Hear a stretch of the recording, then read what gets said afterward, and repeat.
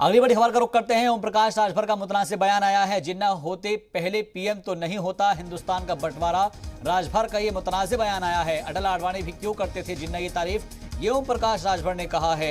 इस वक्त की बड़ी खबर, एसबीएसपी के सदर हैं ओम प्रकाश राजभर, जिन्होंने मुतनासिब बयान दिया है और कहा है कि अगर जिन्ना होते पहले पीएम तो नहीं होता हिंदुस्तान का बंटवारा। अटल आडवाणी भी क्यों करते थे जिन्ना की तारीफ, ये भी कहा है ओम प्रकाश राजभर ने। तो यानी जिन्ना वाली जो पॉलिटिक्स है वो एक बार फिर से सरगर्म हो रही है और ऐसे में ओम प्रकाश राजभर का मुतनाज़िब बयान आया है, जिसमें उन्होंने कहा है कि जिन्ना अगर पहले पीएम होते तो हिंदुस्तान का बंटवारा नहीं हो पाता।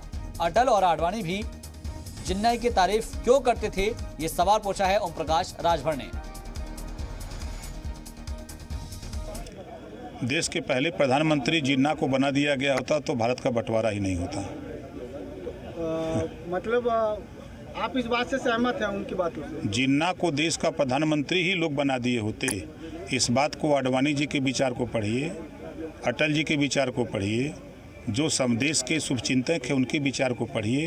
वो क्यों उनकी तारीफ करते थे? वो लोग उनकी तारीफ क्यों करते थे?